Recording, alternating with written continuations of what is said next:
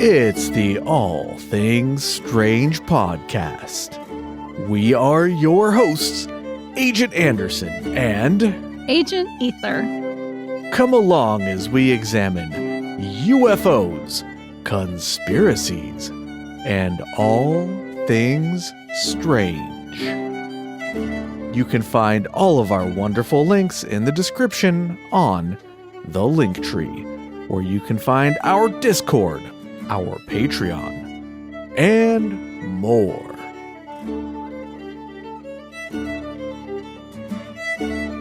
This week's episode, Hy Brasil. Our new intro, Agent Anderson? Just for this one, it's an Irish theme, you know? I was going to do an Irish accent, but I practiced it before I hit record, and it turns out I'm not very good at Irish accents. There was a lot of laughter. Yes. Welcome to the All Things Strange podcast. Don't do it. Should I cut that? Okay, cut that. Cut that. All right. Before we get started, we've got two wonderful tiers of patronage for you. We've got the first tier coming in at $3, and that'll get you bonus episodes and early access. And the top tier coming in at a monstrously expensive and luxurious $5 will get you the ability to vote on upcoming topics such as this one.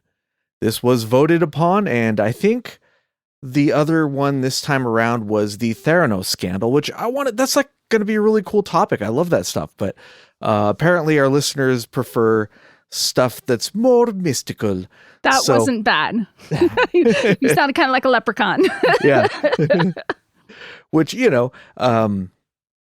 apparently everybody from Ireland is. So that is really offensive. I would just like to throw up my hand here and say that I find it offensive to all of our listeners who find it offensive.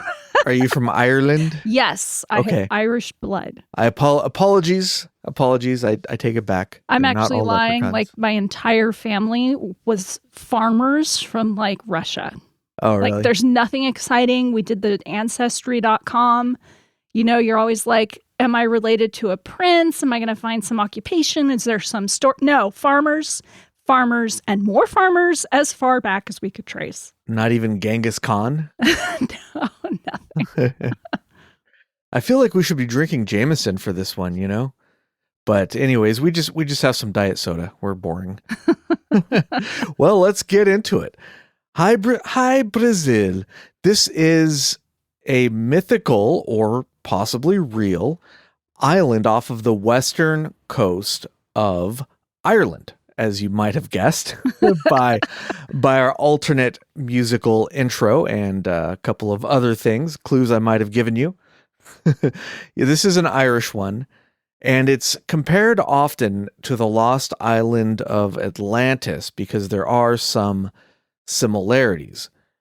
Basically, it's a mythical island, and it's been referenced for hundreds of years, almost 1,000 years now. Legend says that it appears once every 7 years, but you can only look. You cannot go to the island. If you go to the island, who knows what will happen? Well, maybe we'll get to one of those stories we'll later. Get to some of the stories. Yeah, we'll get to some of the stories. But when it's not appearing to people, apparently it's cloaked in some kind of magical or mystical mist. Oh, wait. Before we get started, there's one more thing I wanted to mention that I forgot to mention before. This happened a long time ago, but I keep forgetting to mention it because, I'm just focused on the other thing, the show. But if you listen to this podcast on an Apple device and you want to join the Patreon, Apple started charging like a huge surcharge for anything in their store like Patreon. So I forget the exact number, but so don't do it. Go to the Linktree. For like a $3 subscription, I think you're going to end up paying more than $4, like $4 or $5, which is just insane.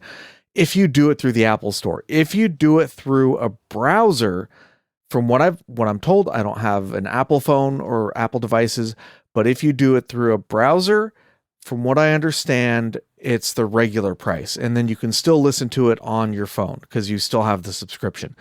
So I don't know.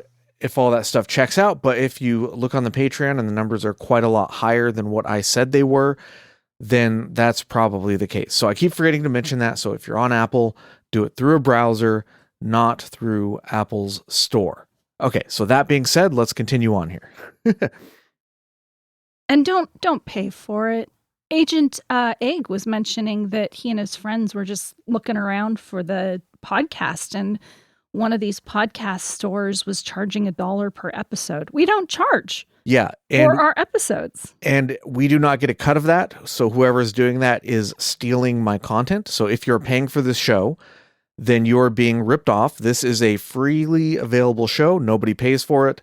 There are no commercials. You just listen to it. And we keep it going through the generous support of our Patreon listeners who get a semi-weekly bonus episode. Sometimes I'm either sick or on vacation and I can't do a weekly episode, but it's pretty consistent. I mean, I don't skip a week very often. Most weeks there is an episode. So, all right, I have to look into that. Yes, yeah, I know. I have to send them a cease and desist or something. All right, let's get back into it. So this is off of the western coast of Ireland, and legend says that the island appears once every 7 years. You can't land on it, you can only see it, and then it disappears, cloaked in a mystical, magical mist. Now, one of the really strange things about this island, if it was just a story, then that'd be fine. There wouldn't be very much to it. This would be a short episode this week. Really short episode, yeah. But it turns out that Hy Brasil, or Hy Brasil, however you want to say it, has been showing up on navigational charts since 1325. So for hundreds and hundreds of years, this was on maps. And the most recent map, according to the interwebs anyways, was 1873. Nobody knows why it was on maps, who put it there, if it was ever seen in person.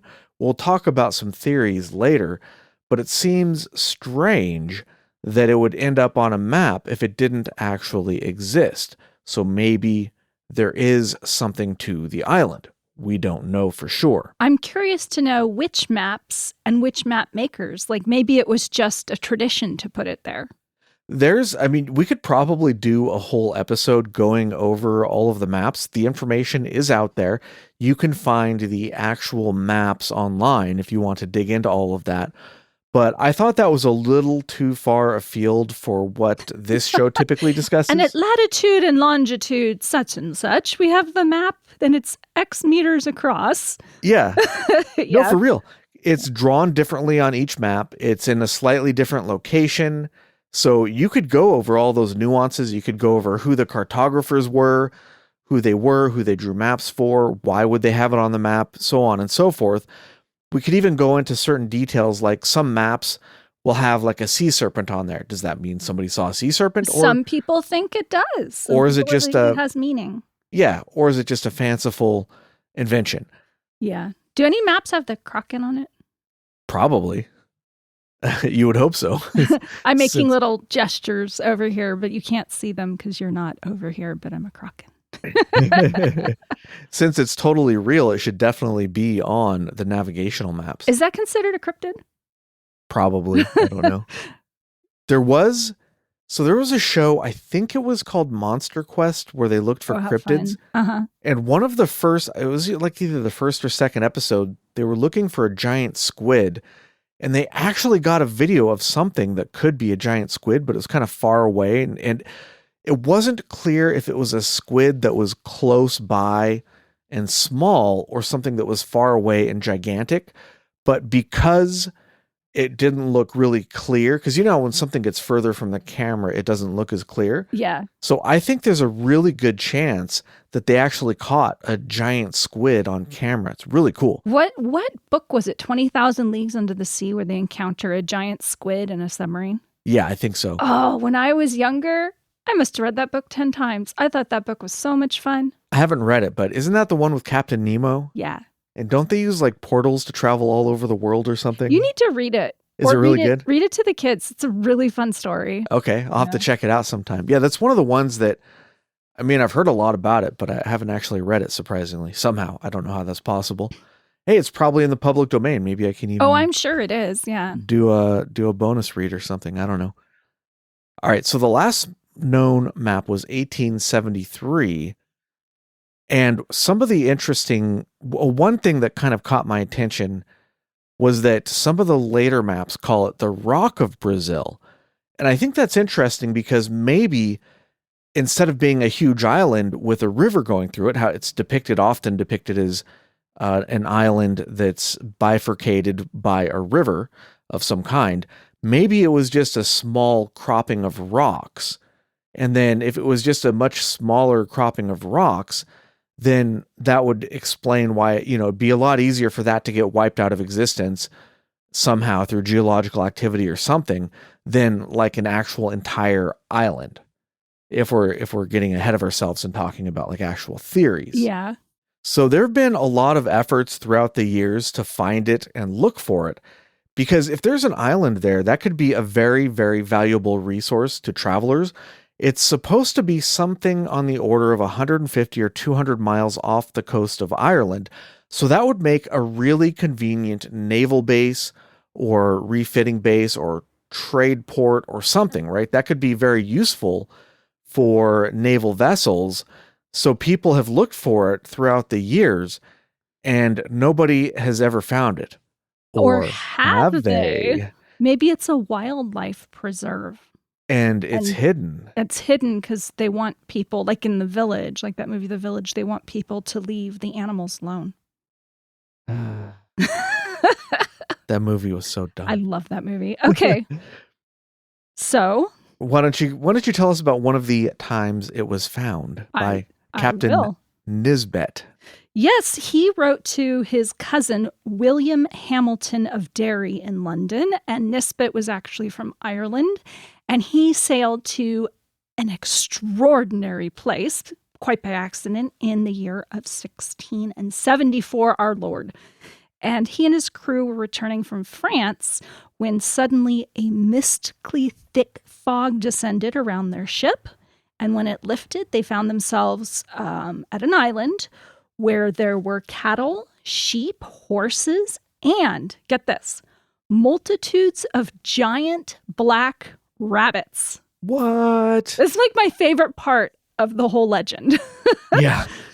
When I heard about that one, I knew right away that Agent Ether would want to talk about this one. Bunnies and lots of them. And lots of them. That's from a game we love to play, Full Throttle. Yeah. And in it, it's kind of like a puzzle game. And I'm not into video games, but I love this game. Well, it's not a puzzle game. It's a point and click game. Those were popular in like the late 90s, early 2000s, I think. Probably the most famous one that was done by the team, I think they also did Full Throttle, would be, what's that one? Grim Fandango, which is a pretty silly but also kind of a fun game. Aren't they all silly? Where you're playing like this Grim Reaper after you die, and I won't go into the whole plot, but it's a fun game. I want to be a Grim Reaper. That sounds so cool. I think I actually have that one on the Xbox. I would play that. It's pretty good. It's by the same guys who did Full Throttle. Anyways, in the Full Throttle, like you had to figure out how to do different, he says it's not, but you had to figure out puzzles, like how complete the task. It's a point and click game with puzzles. I don't even know what that means. So one of the puzzles was, what was it with the rabbits, Agent Anderson? So with the rabbits, you're trying to cross a minefield. That's right. You're trying to cross a minefield and you have to figure out how to cross this minefield.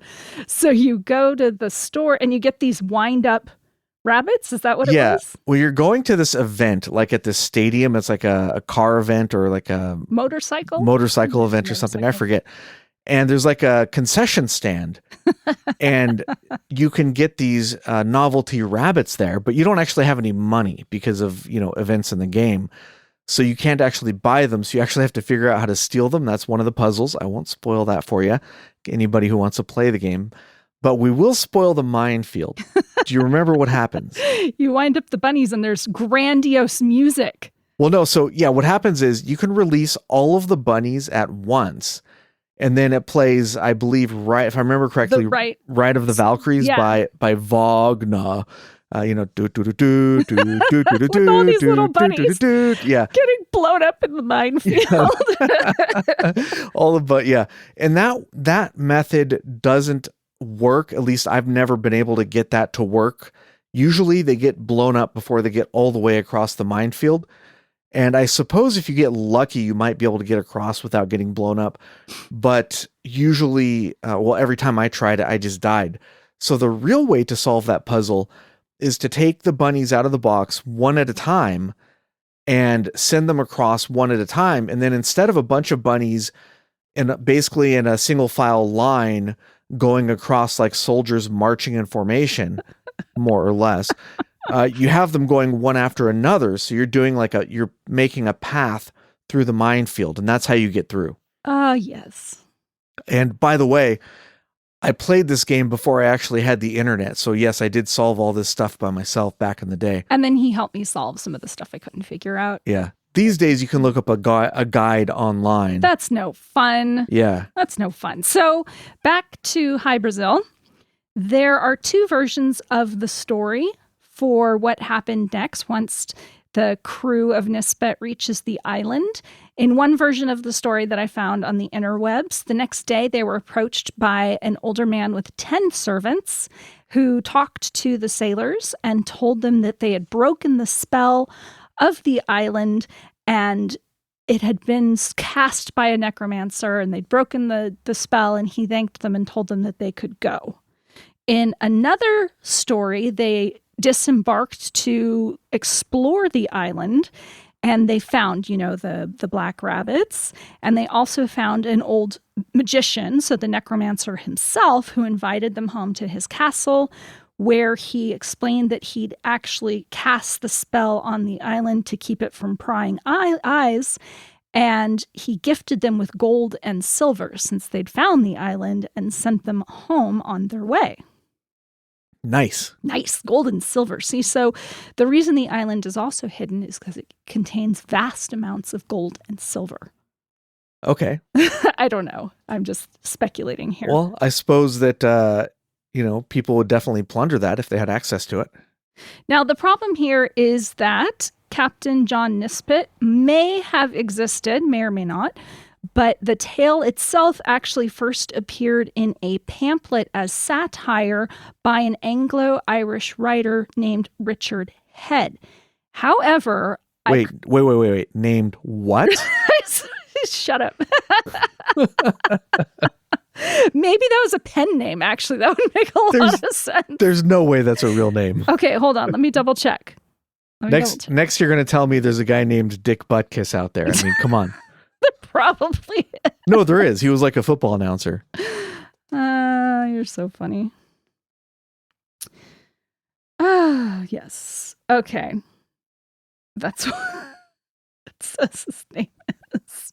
That's hilarious. I think he was a football. Now I have to look it up. Okay. We always look up stuff mid-show just to amuse ourselves. Yeah, because I'm not much of a sports guy. Richard Head, Irish author. And that's his real name. And it says right here on the story.au, yes, that was his real name. In parentheses. Poor man. It probably did not have the same connotations. Right. I'm guessing back then that was not an actual nickname. But that is hysterical. Yeah. That's pretty funny. So and then, these yeah. Dick Buttkiss, Butkus, aka Richard Marvin Buttkiss, was an American professional football linebacker, sports commentator, and actor. So I'm not a big football guy, so I don't know that much about it, but I do know the name because that is a legendary name. Anyways, I don't see how that's satire. Maybe context or something. Maybe. Some of this stuff is lost to history, like maybe a big giant black bunny is a symbol for the aristocracy or who the heck knows what. But it's really not. In Celtic regions, they don't call them bunnies or rabbits, they call them hares, but they're very symbolic.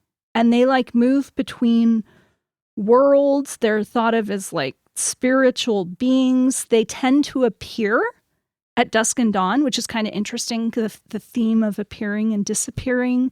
They can be shapeshifters.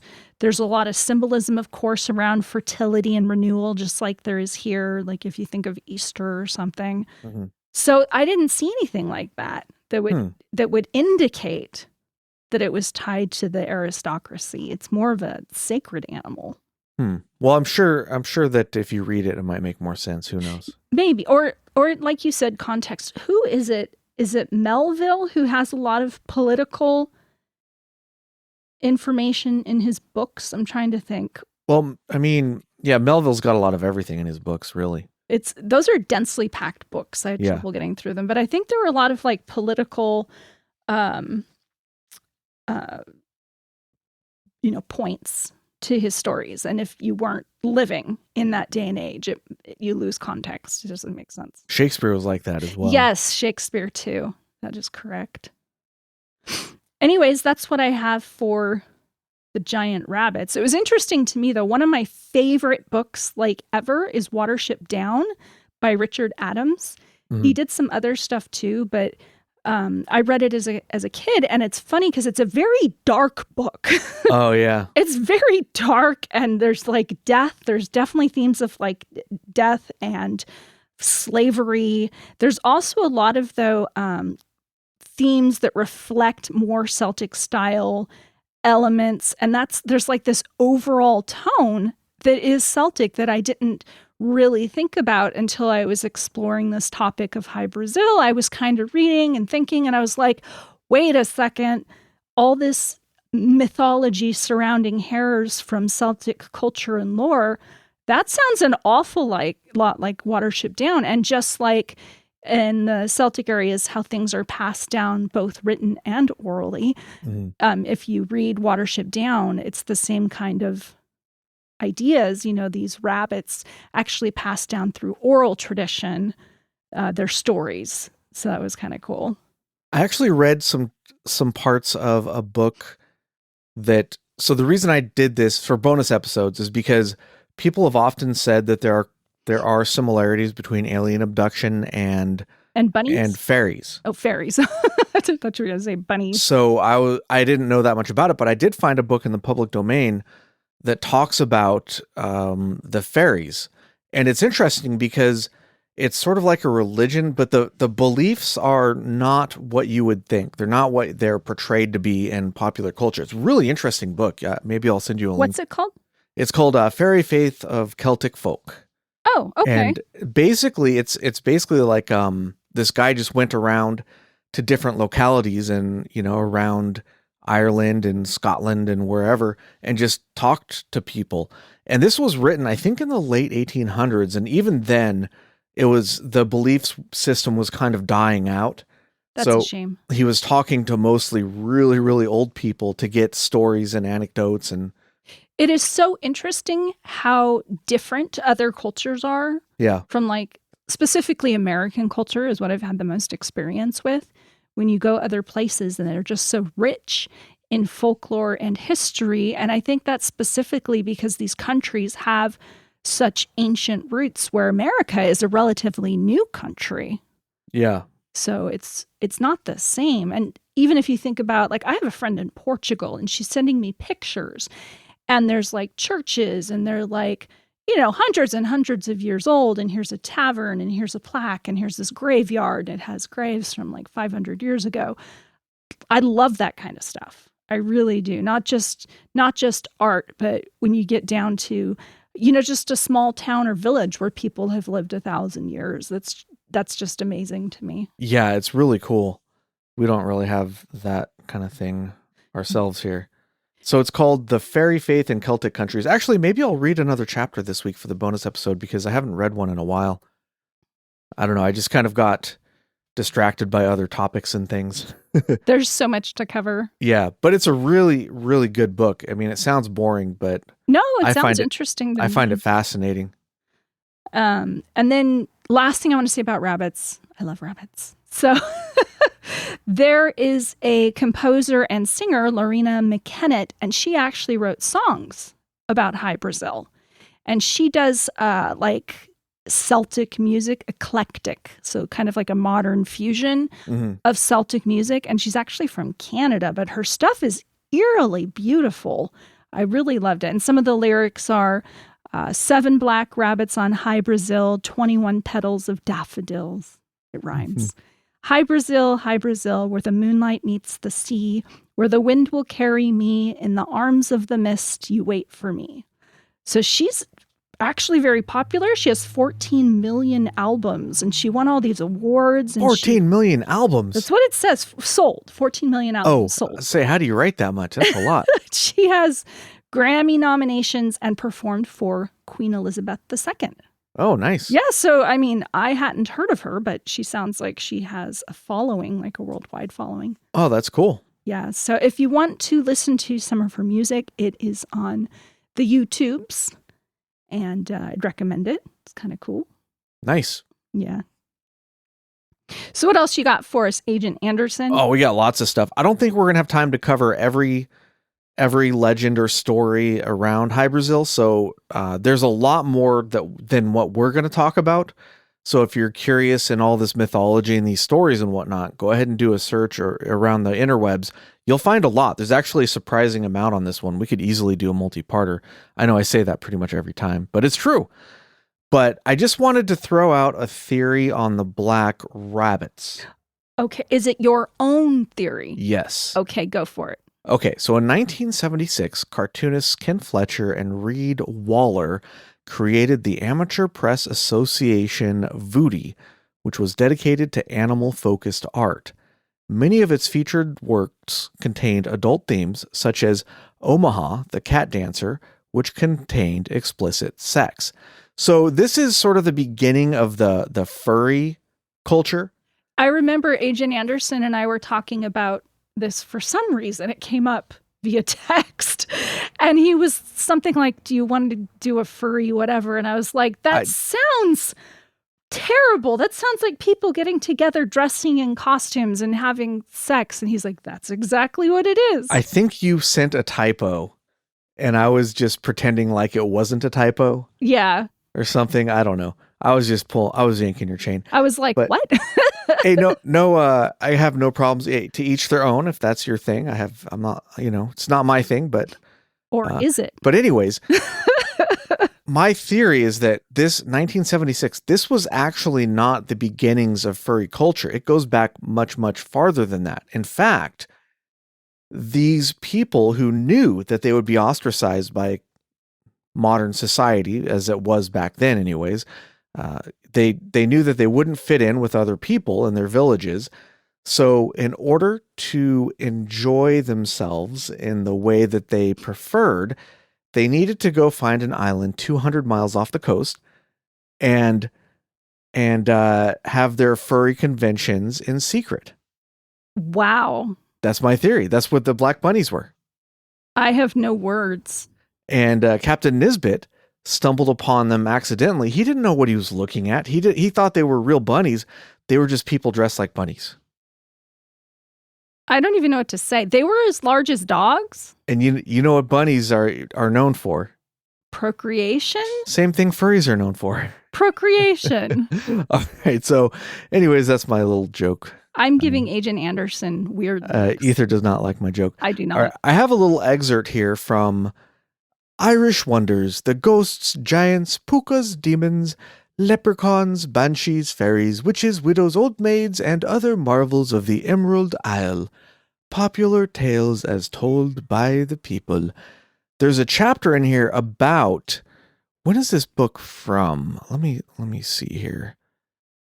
So this is by Dr. David Russell McNally, and it was published in 1888, and it has a chapter about Hy Brasil. It's called The Enchanted Island. So I'll just read a little bit here, just to give you a little background. On the afternoon of Sunday, July 7th, 1878, the inhabitants of Ballycotton, County Cork, were greatly excited by the sudden appearance far out at sea of an island where none was known to exist. The men of the town and island of Ballycotton were fishermen and knew the sea as well as they knew the land. The day before they had been out in their boats and sailed over the spot where the strange island now appeared, and were certain that the locality was the best fishing ground they had. And still they gazed, and still the wonder grew, for the day was clear, and the island could be seen as plainly as they saw the hills to the north. It was rugged, in some parts rocky, in others densely wooded. Here and there were deep shadows in its sides, indicating glens heavily covered with undergrowth and grasses. At one end it rose almost precipitously from the sea. At the other, the declivity was gradual. The thick forest of the mountainous portion gave way to smaller trees, these to shrubs, these to green meadows that finally melted into the sea and became indistinguishable from the waves. Let's turn the page here. Under sail and oar, 100 boats put off from the shore to investigate, when, as they neared the spot, the strange island became dim in outline, less vivid in color, and at last vanished entirely, leaving the wonder-stricken villagers to return, fully convinced that for the first time in their lives they had really seen the enchanted island. For once there was a topic of conversation that would outlast the day, and as the story of the enchanted island passed from lip to lip, both story and island grew in size, till the latter was little less than a continent containing cities and castles, palaces and cathedrals, towers and steeples, stupendous mountain ranges, fertile valleys, and wide spreading plains, while the former was limited only by the patience of the listener and embraced the personal experience, conclusions, reflections, and observations of every man, woman, and child in the parish who had been fortunate enough to see the island, hear of it, or tell where it had been seen elsewhere. So it goes on a little bit more, but that gives you a pretty good idea of that one, I think. That doesn't sound small at all, because we mentioned maybe it was like a small rock or... Well, some maps depict it as like this island, if taken to scale, would be quite large, maybe 100 or a couple hundred miles across. Other maps refer to it as just a rock. So Okay. It really just depends on which map you're looking at. It's on quite a few maps. Like I said at the beginning, I didn't want to get too much into that because this is not a cartography podcast. So I thought that might be getting a little too bogged down in the details. Okay, so there was a couple of expeditions that said that they saw the island. For instance, the expeditions of Saint Berend and Saint Brendan that reported seeing it. The John Cabot in 1497 reported seeing the island. There's expeditions that left Bristol in 1480 and 1481 to search for the island, and there was a letter written by Pedro de Ayala shortly after the return of John Cabot that reported that the land found by Cabot had been discovered in the past by men from Bristol who found Bresal. Whatever that means, I don't know. So he wasn't the first, I guess. I'm not sure if that means that Cabot was rediscovering it, but that seems like what it suggests here. There was another one, a well-known one, by Thomas Johnson Westrop. And this is one of the more prominent sightings. He's known as T.J. Westrop. He saw the island, or claimed to see it, on multiple trips, and he went back with his mother and friends to show them the island as well. And when they went back to look, they reported seeing a lot of fog. The fog cleared, and then they saw the island. But just after the fog cleared, the island vanished before their very eyes. And after Westrop and his family saw it, Hy Brasil fell into the category of Irish mythology, and the island would just be a legend for future generations to wonder over. So that was one of the more recent reports, I guess. And Agent Ether is typing in the notes here, because I shared my notes with her. You don't like the Rendlesham Forest bit? Rendlesham Forest. It's fine. Why don't you share with our listening audience the next sighting? Okay, so one of the more prominent mentions of Hy Brasil, and I'm only mentioning this because this is probably what a lot of people want to hear. Is that true? Do you think so? This is a pretty popular event, I should say. So Rendlesham Forest, I'll just give a very, very quick excerpt description here from Wikipedia. I have to say that I am somewhat familiar with this case, and the Wikipedia article is woefully inaccurate in some ways. But for instance, there were actually 3 days of events. The Wikipedia article doesn't even mention the second day. It just skips that day entirely. Wiki. Just as an example. So don't read this Wikipedia page and think that it's accurate or that it tells you all of the details that you need to know about this case, which is on the list, and I'm sure we will get to it sooner or later. It's one of the big ones. It's right up there with Roswell, I think. It's a very, very prominent case. But anyways, the Rendlesham Forest incident was a series of reported sightings of unexplained lights near Rendlesham Forest in Suffolk, England in December 1980, which became linked with UFO landings. The events occurred just outside the RAF Woodbridge, which was used at the time by the United States Air Force. USAF personnel, including Deputy Base Lieutenant Colonel Charles Halt, claimed to see things they described as a UFO. The occurrence is the most famous of alleged UFO events to have happened in the United Kingdom, and is among the best known reported UFO events worldwide. It has been compared to the Roswell UFO event in the United States and is sometimes called Britain's Roswell. So probably the most notable thing about this case is that Charles Halt had a tape recorder with him. He was out and about looking for whatever these lights were, and he recorded things on the tape recorder as the events progressed. You can find this recording online. It's not hard to do. Just look for Charles Halt, Rendlesham Forest recording. There are multiple versions available, and you can hear in his voice, either he's a really good actor or he was genuinely puzzled by what he saw. There are many theories, and I don't want to go too much into depth in this particular case, but that's probably the best known thing from Rendlesham is the Halt tape. There are other things, and it does touch on Hy Brasil, believe it or not. So here's a quote. Following the events of the Rendlesham Forest UFO, Jim Peniston, who was one of the witnesses, who reported touching the unidentified object, seemed to have a binary code burned into his mind. He could not shake the thought and wrote the code down, which was 16 pages long. The deciphered code was mind-blowing. And then when the code was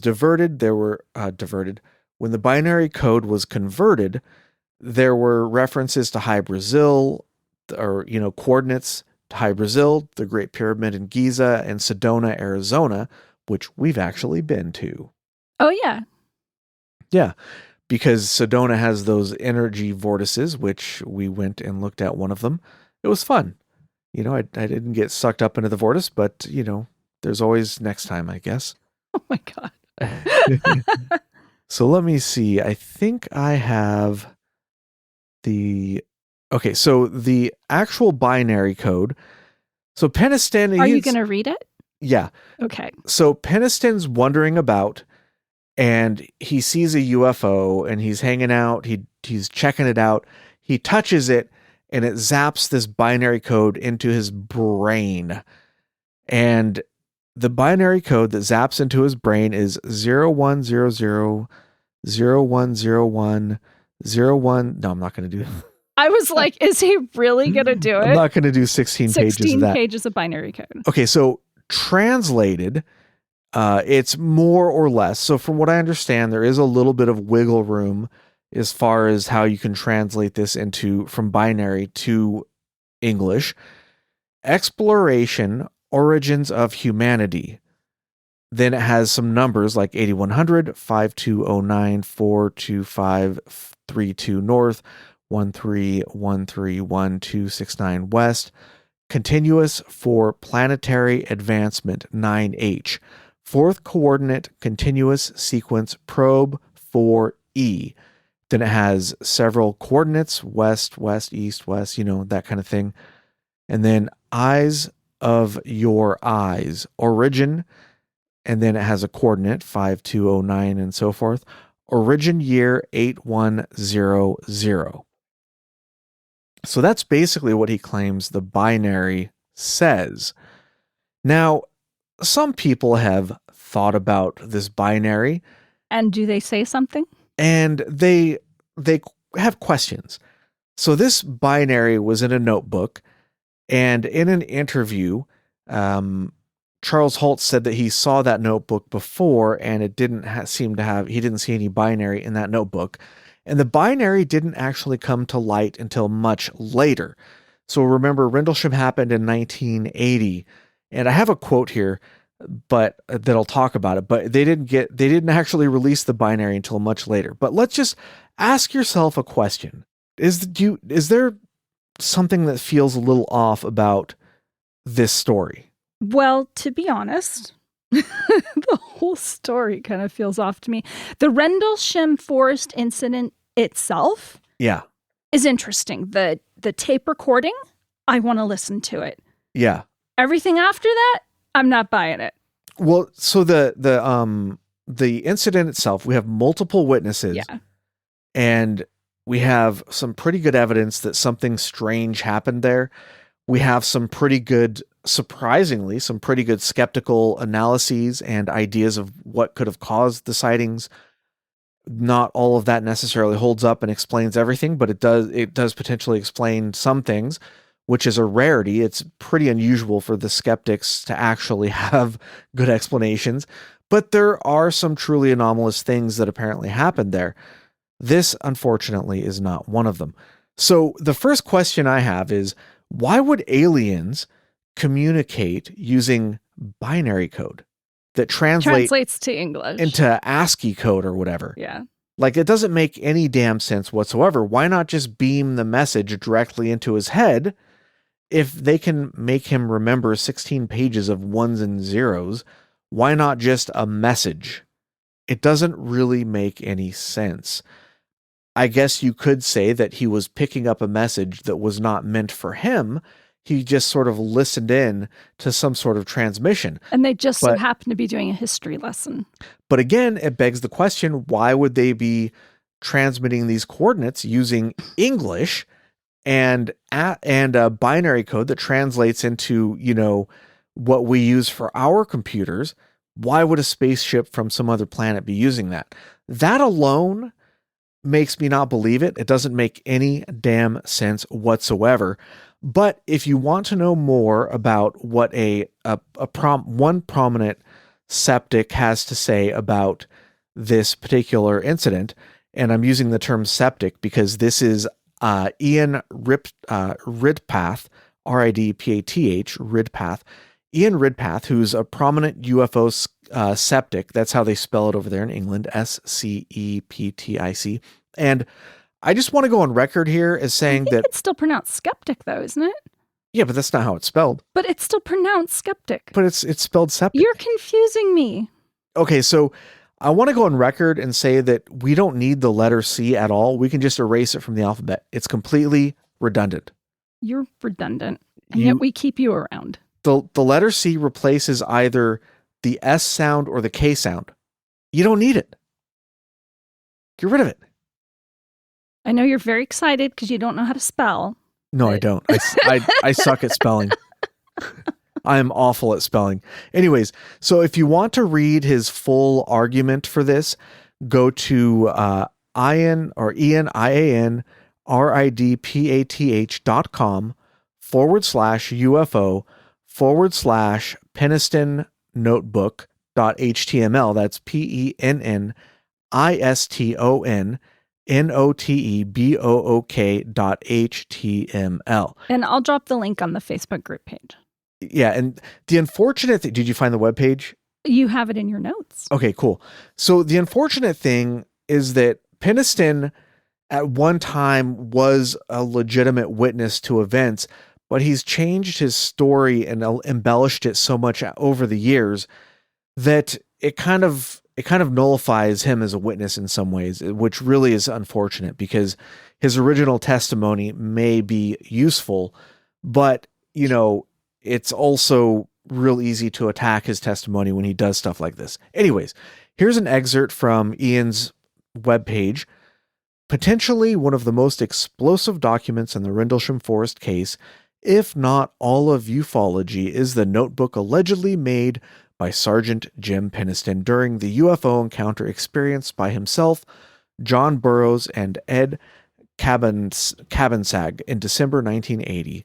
The notebook contains description of a landed craft of unknown origin, see below, that Peniston claims to have examined for 45 minutes and even touched, along with sketches of hieroglyphic inscriptions he says were engraved on its side. None of the other witnesses that night claims to have seen any such craft, only lights. So we won't go into whether or not that last bit is true, because there are a lot of people who saw a lot of strange things, not just lights. But anyways, hence this document deserves closer scrutiny than it has hitherto received. Who writes hitherto? This guy, apparently. The results raise serious doubts about its authenticity. Peniston showed this notebook publicly on the Sci-Fi Channel documentary UFO Invasion at Rendlesham, broadcast in 2003 December. So there it is. This event happened in 1980, and we don't hear a single peep about this binary code or the notebook until 2003, a full 23 years later. To me, that right away is highly suspicious. This is the kind of this kind of thing is the reason why, when looking for witness testimony, I try to get it as close to the event as possible.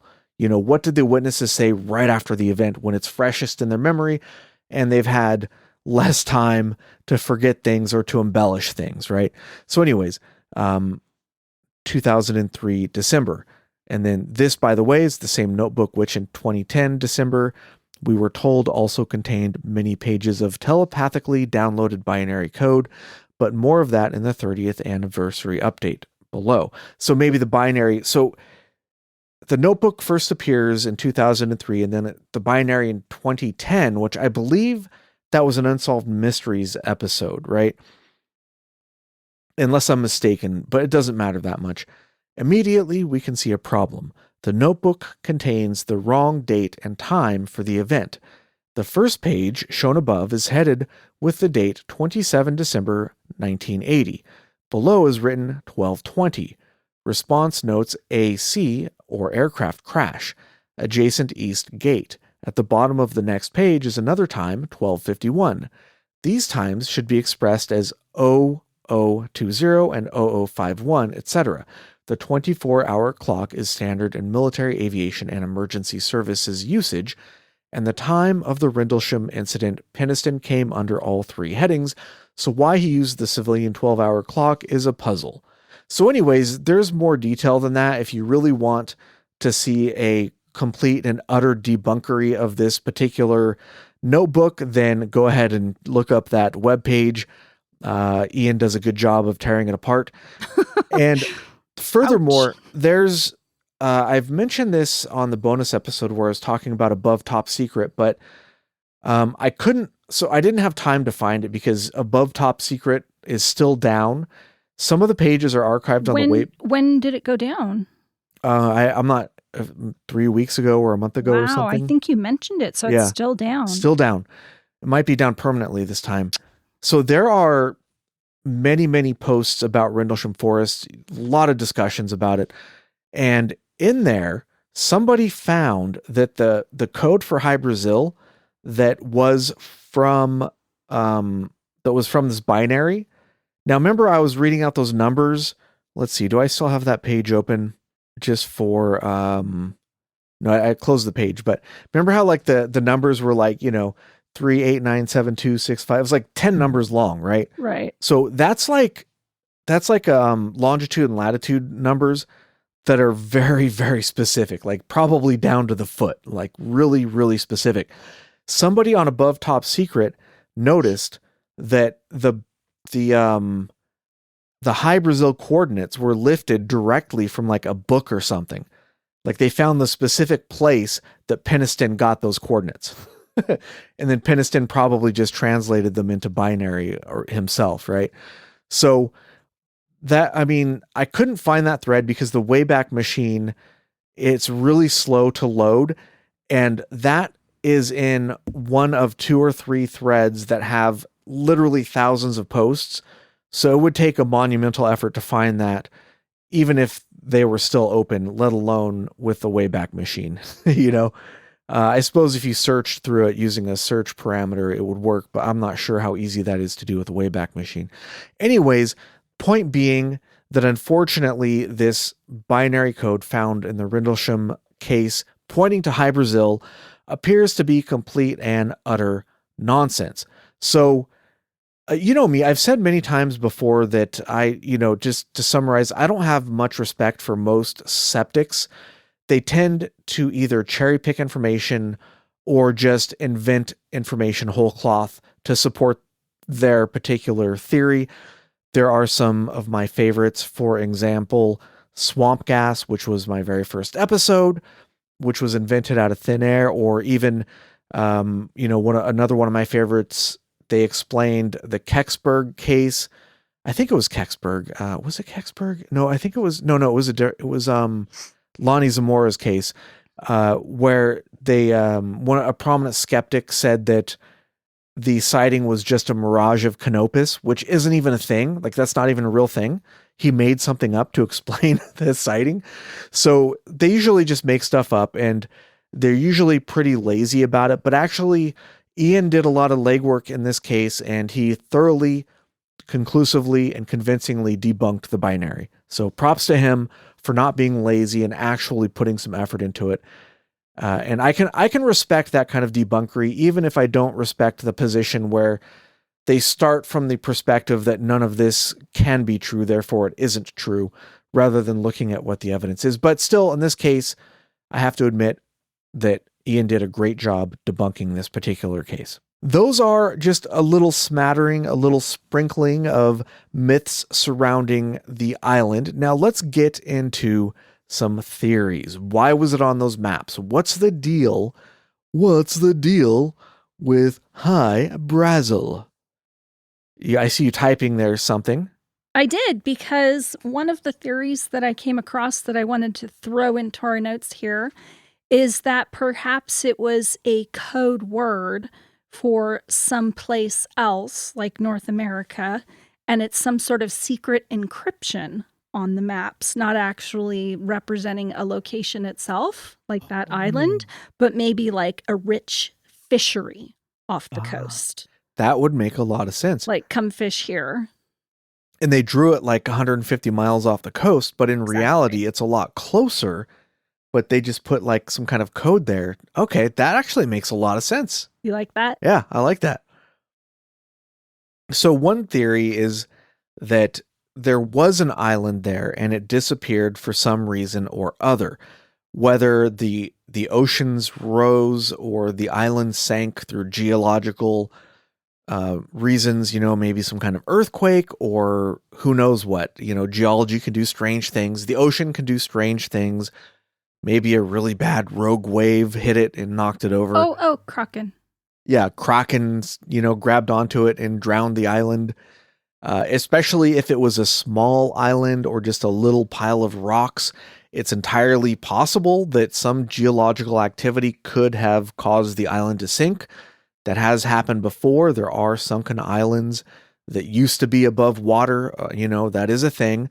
And it's possible that if this happened a long time ago before written history, that the legend of the island still was passed down throughout oral history. Like we talked before, there is an oral history in the Irish area. So it's possible that this is a legend that's based on a real island that was there at some point. We don't know for sure, but it's a possibility.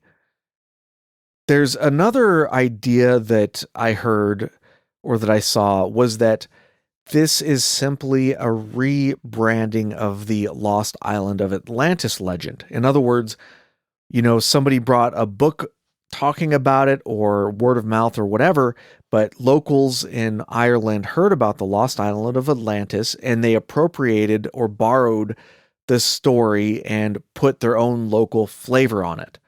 So that's also, I think, a plausible idea that, they could have changed the story to their own legend. Did you come across the island of Tir Fatan? No. That's the land beneath the waves, and it's a pagan legend of a mythical island off the western coast. And Yeah. there's also similarities to Atlantis. So the same coast as Atlantis, and there's some similarities. Okay. No, I didn't see that. That's really interesting. Yeah. That could be a whole other topic. Do you have more that you want to say on that? That's folklore. Okay. I mean, that's pure folklore. There's another area that's often connected to the to Hy Brasil. It's the Porcupine Bank, and it's located on Ireland's continental shelf in the Atlantic Ocean, about 200 kilometers or 120 miles west of Ireland. And this is a relatively high point in the ocean. It's about 200 meters below sea level at its highest point, which compared to the surrounding areas is quite high up. The seabed is lower surrounding that by a lot. It's between the deep water Porcupine sea bite and the Rockall Trough. It's been identified with Bresal or Hy Brasil because it's raised up, and if you look at the map, it looks like it could have been an island at one point. So perhaps this is the sunken island, and maybe it sank thousands of years ago and it just remained in memory, because 120 miles off the coast, especially if you're on an island, I believe it might be possible to see that. That's really interesting. Especially if there was like a mirage that bent. So let's say, I don't know for sure, but let's say hypothetically 120 miles away is too far to see direct line of sight from the coast. What if what do they call it? Like a Fatala Morgana or something? There's a particular type of mirage that has sometimes caused UFO sightings where an island in the distance can be seen over the horizon because light gets bent over and it ends up taking an island and making it look like it's a floating object in the air. There are pictures of this. It's really cool looking. It's a well-known phenomenon, and it looks in some cases like a flying saucer. So what if on some occasions this island in the distance, which is not normally visible from the coast, what if under the right conditions the light bends that island over the horizon, and then people see this floating island in the distance, but they only see it once in a great while, hence the once every 7 years part of the myth. Yes, that makes sense. And then that island was the Porcupine Bank, and then over time it sank under the water. Who knows? Just an idea. I'm just spitballing here. If it is a mirage too, that would make sense, because as boats try to approach it, it's going to disappear. And if it's misty on top of that. Right. Exactly. So who knows? That's one idea. It doesn't seem too far-fetched, Seems plausible, I guess. I don't know. You'd have to look up how far you can see in the distance when you're on the shore. Now that I think of it, I don't think you can see 120 miles. If I had to guess, I'd say like 20 miles at most, right? Yeah. Probably because the curvature of the earth and all that, All right, another idea that I ran into was an idea from Graham Hancock in his book Mysterious Origins of Civilization, where he says that the appearance of Hy Brasil on so many maps is evidence of a lost corpus of pre-Ptolemaic maps that showed evidence of substantial earth changes, including sunken islands. So it's like a relic of lost maps, I guess. Could be. Could be. I don't know. I wouldn't necessarily put that at the top of the list, but it's an interesting idea, though. Okay, so there's another. We didn't talk about this one, but I'll just throw it out there in case people want to further research this idea. One of the ideas, or one of the myths rather, is that this is an island where the Irish gods live. Like from folklore, like that's where they come from? Or where they live. Where they live. Okay. I didn't really look into that one too heavily, but it's an interesting one, and I'm sure there's a lot more to it. I just didn't get a chance to look into it yet. All right, another one of the, I'd say more fringe ideas, but it's a common one, is that this island represents some type of breakaway civilization that has advanced technology and an opulent lifestyle. For one reason or another, this advanced civilization went to this island, and that's where they live, and they hide themselves away from the rest of the world. Like Wakanda. Yeah, kind of like, exactly. And there are many, many variations on this. You could find dozens of these stories out there, different ideas all revolving around this. One idea I ran across is that the reason why the island only shows up every 7 years is because they're actually time traveling. Huh. And there are different takes on this. My take on this is that the island is existing in a dimension or a bubble outside of time, but every 7 years they have to phase back into our reality to recharge their batteries or their batteries. Collect more fuel or something this like that. This sounds like a movie plot. I think you could write a script. Don't tell them. Like you could have, what would you call this movie? You can't just call it Hy Brasil. I don't know, but you could. I guess you could. And you'd have to hire actors to speak, Gaelic or something. That'd be really cool. I don't know. They could be Americans going out on an expedition. That's how you'd have to frame it. Search the modern search for the lost island of Hy Brasil. Yeah, but I'd want it to be like Irish people, not Americans. Damn Americans. Because, it's not even that. It's just, this is like an Irish legend. Oh, how about it's funded by Americans? You could do that by like an American billionaire or something. But I'd want the main characters to be Irish actors. Yes. Because this is an Irish legend. And it just seems like it wouldn't make sense to have Americans finding Hy Brasil. It'd just be kind of weird to me. It'd be like having The Rock playing, a young MMA star, It just doesn't make sense. Yeah, it doesn't make any sense at all. A 50-year-old man playing a young man in his 20s. Anyways, that's a real thing, by the way. It's I don't know if they've already made it or if it's still in the process of being made, but the preview is out there. Yeah, it's called The Smashing Machine, I believe. They're doing a movie about Mark Kerr, and they already did a documentary about him called The Smashing Machine, but now they are having The Rock play him. Right. I should have you watch the preview for the After Hours, see what your reaction is. I will do that for you. For you. Because... Well, you got to see how the CGI looks really weird, like completely bizarre to me. Anyways, so the idea is that it's a breakaway civilization. And I heard another theory from this is from the what's the name of the podcast? From Blurry Photos. God, my mind's gone blank.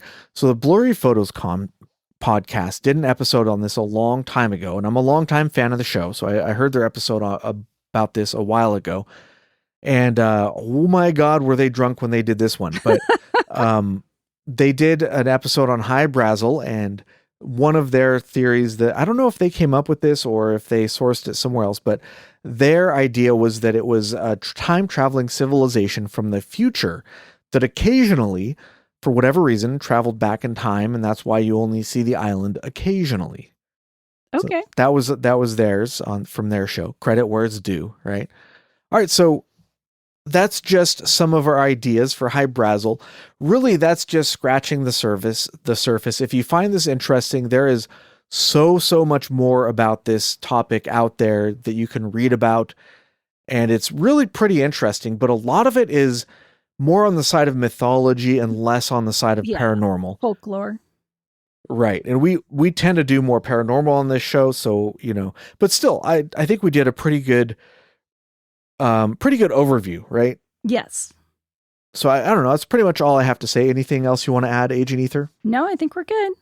All right. Well, thank you all so much for listening. And until next time, Keep it strange.